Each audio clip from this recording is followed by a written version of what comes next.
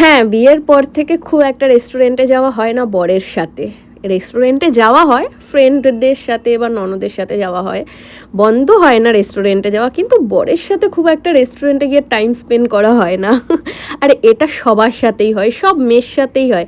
যারা ভাবছো এখন প্রেম করছো বয়ফ্রেন্ডের সাথে আর ভাবছো বিয়ের পর বররা ঠিক এমনভাবেই নিয়ে ঘুরবে এখন যেমন বয়ফ্রেন্ডরা নিয়ে ঘুরছে, বাট সেটা কিন্তু ঠিক নয় গো, বলে রাখছি। যত পারো এখন ঘুরে নাও বয়ফ্রেন্ডের সাথে, কারণ বিয়ের পর সেই বয়ফ্রেন্ডরাই যখন বর হবে না, তাদের মাথায় এত রেসপন্সিবিলিটি চলে আসবে, সো তারা টাইম পাবে না তোমাকে টাইম দেওয়ার জন্য। যাই হোক, ওই যে বললাম অনেক দিন পর বেরোনো হয়েছিল। আর কোথায় এসেছি, এটা হচ্ছে দমদমের ডায়মন্ড প্লাজা মলের অপোজিট সাইডে একটা চাইনিজ রেস্টুরেন্ট আছে, নুডলস বলে। ভীষণ ভালো চাইনিজ আইটেম পাওয়া যায়। আমি এখানে অন্তত 4-5 বার এসেছি এর আগে।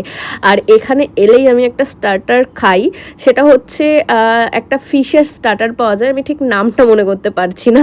যাই হোক, ওখানে ফিশের স্টার্টারগুলোর মধ্যে ব্ল্যাক পেপার সামথিং কিছু একটা ছিল, সো সেটাই আমরা নিয়েছিলাম। আর তারপরে মেইন কোর্সে ছিল আমাদের রাইস, ছিল চিলি চিকেন ছিল। আর তোমরা যারা আমার ভিডিও দেখো তারা হয়তো জানো, বা যারা নতুন দেখছো তারা হয়তো জানো না, আমি কিন্তু খুব একটা বিরিয়ানি পছন্দ করি না।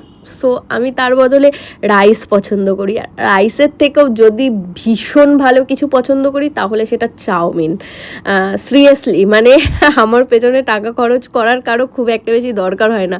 60-70 টাকা দিয়ে বা একটা ভালো চাউমিন 150 টাকাই নেবে, তো সেটা দিয়ে আমাকে কেউ চাউমিন খাওয়ালে ভর পেট আমি ভীষণ হ্যাপি হয়ে যাই।